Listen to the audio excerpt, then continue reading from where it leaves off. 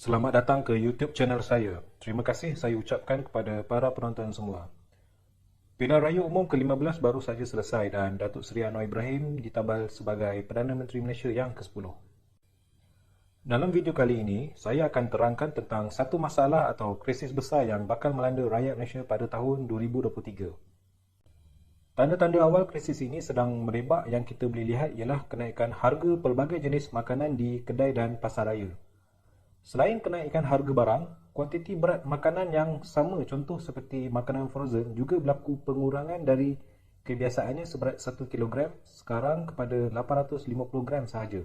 Harga petrol dan diesel juga dijangka akan meningkat disebabkan beberapa faktor global seperti perang Rusia-Ukraine dan keputusan OPEC untuk mengurangkan pengeluaran minyak bagi menjana keuntungan lebih besar kepada negara anggotanya. Ini akan memberi kesan kepada kewangan negara kerana kos subsidi petrol dan diesel akan terus meningkat jika kerajaan kekal mahu stabilkan harganya pada tahap kemampuan rakyat. Kita ambil satu contoh iaitu pada tahun 2022. Semasa perbentangan bajet oleh Menteri Kewangan, peruntukan untuk subsidi bahan api adalah sebanyak 5 bilion ringgit. Tetapi kos subsidi bahan api meningkat dengan drastik kepada 30 bilion ringgit iaitu peningkatan sebanyak 6 kali ganda. Bagi mengatasi masalah ini, terdapat ura-ura dari beberapa orang menteri bahawa kerajaan akan laksanakan program pengagihan subsidi bersasar kepada kumpulan yang memerlukan seperti golongan B40.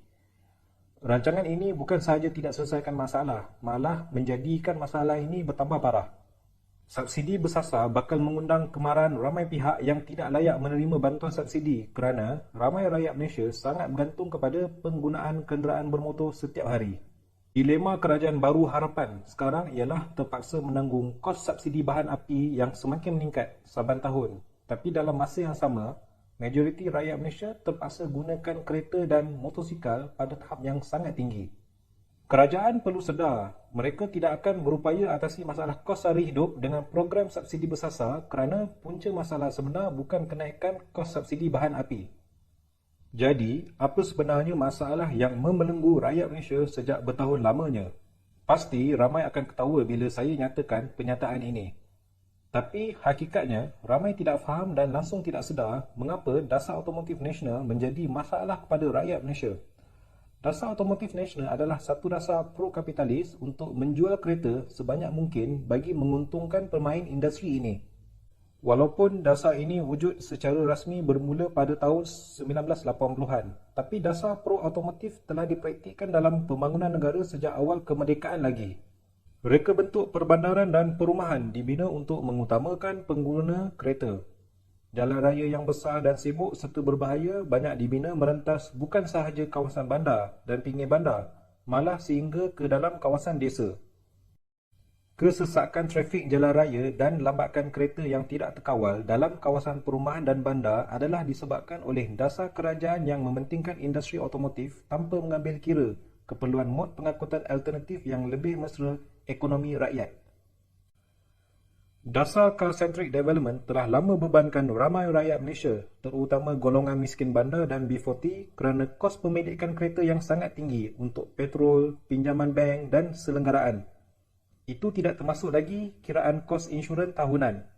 Hutang pinjaman kereta yang tinggi dan kadar gaji yang kecil serta tiada pilihan lain memaksa golongan marhin menanggung jumlah perbelanjaan besar untuk hidup dalam persekitaran jalan raya dan lebuh raya. Pihak kerajaan hari ini perlu sedar, cabaran kos sara hidup rakyat banyak disebabkan oleh faktor penggunaan kenderaan bermotor seperti kereta dan motosikal yang sangat tinggi. Rakyat Malaysia terbeban kerana dasar pembangunan yang memaksa mereka menggunakan kenderaan peribadi sebagai sistem pengangkutan harian. Pemberian subsidi petrol yang terus-menerus akan menambah hutang negara setiap tahun dan jejaskan peruntukan projek-projek pembangunan jangka panjang lain. Jika ahli politik berpendapat masalah ini boleh selesai dengan program subsidi bersasar, ini hanya akan memburukkan lagi keadaan semasa kerana saiz pengguna kereta yang sangat besar memerlukan petrol berharga murah dan berkemungkinan besar kerajaan sekarang bakal hilang sokongan rakyat dalam pilihan raya akan datang. Bagi memecahkan dilema ini, hanya terdapat satu cara penyelesaian sahaja, Langkah pertama perlu diambil pihak kerajaan untuk bantu tangani kos sara hidup rakyat dengan merancang satu kajian dasar pengangkutan baru yang mengurangkan penggunaan kereta. Banyak negara di Eropah telah mula laksanakan dasar pengangkutan alternatif ini dan hasilnya memberi pilihan kepada ratusan juta penduduk untuk tidak bergantung kepada automotif. Dasar pengangkutan dan pembangunan ini dikenali dengan beberapa nama, antaranya Public Mobility Policy atau Sustainable Mobility atau Transit Oriented Development, TOD, iaitu dasar-dasar pengangkutan dan pembangunan yang tidak berteraskan kepada penggunaan kereta. Mengapa dasar ini sangat penting untuk dilaksanakan di Malaysia? Nantikan video bahagian kedua dan jangan lupa untuk subscribe channel ini. Semoga kita berjumpa lagi.